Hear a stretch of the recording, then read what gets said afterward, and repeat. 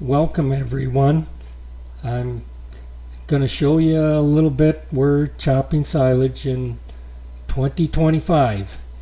So just to give you a little view of how and why we chop our corn for silage to feed our cows. So welcome aboard.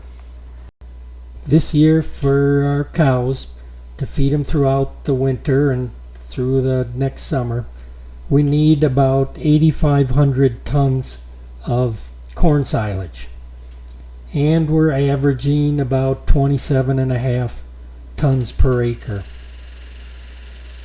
Here you see we're kind of close to home chopping some silage, and our corn in this field happened to go down a little bit, so we're picking it up and chopping it and putting it in the trucks.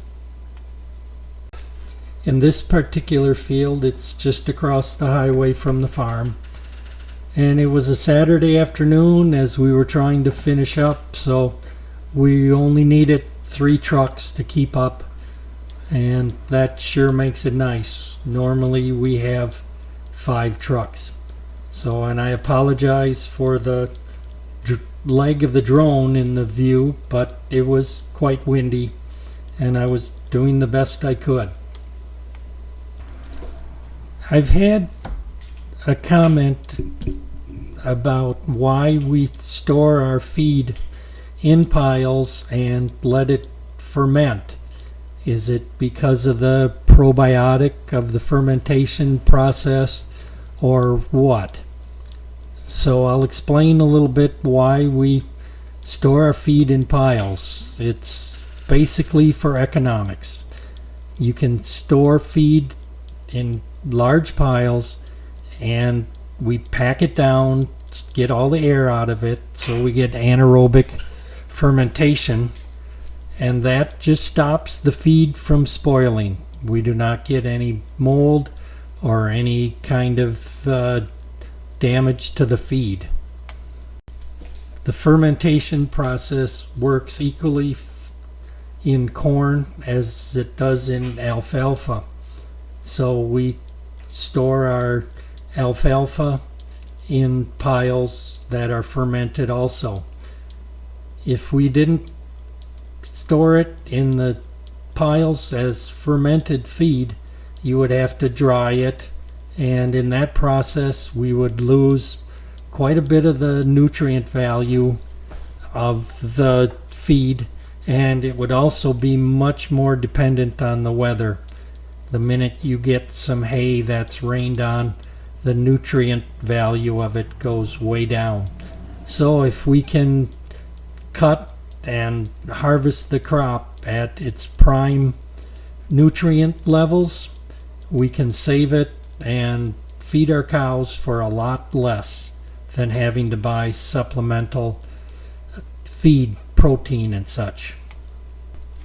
Is there probiotic value to the fermentation process?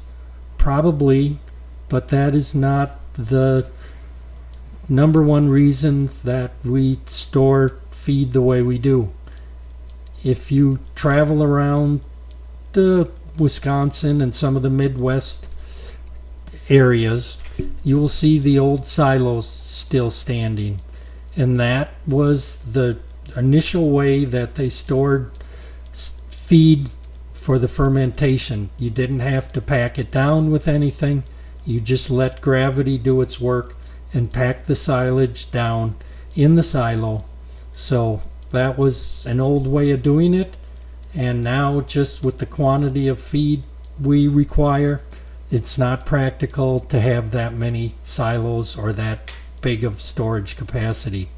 Just way easier to put it in a pile and drive on it to pack it down.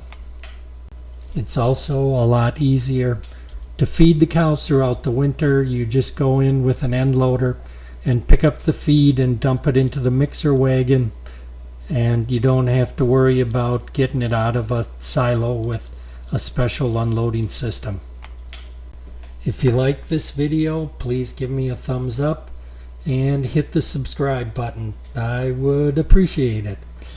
And if you have questions, just put them in the comments below. Hopefully next video will be the completion of our barn. I've been holding off on that until they get done. By the way, this is not how to fly a drone. You don't use them to trim trees. Fortunately, everything worked out okay, and the drone is fine. Thanks for watching.